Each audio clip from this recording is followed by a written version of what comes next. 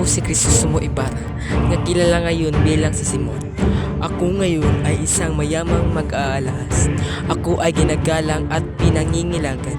Pagkatapos ng 13 taon, ay bumalik ako upang ipahiganti ang aking kaibigan na si Elias. At nagbalik muli para sa aking pinakamamahal na si Maria Clara.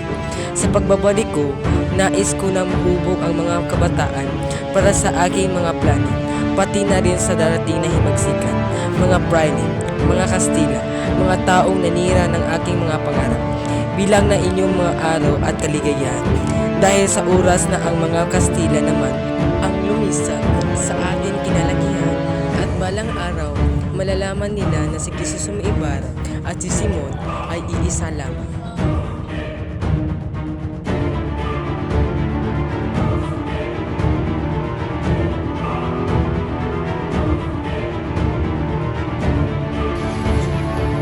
Maaari mo maiwasan ang nangyari sa iba at magagawa mo mabigyan ng katarungan ang sinapit ng ating mga mahal sa buhay. Ang pagpapaubaya ay hindi kabutihan. Sa halip ay nagtutulak ng kasamaan para sa iba.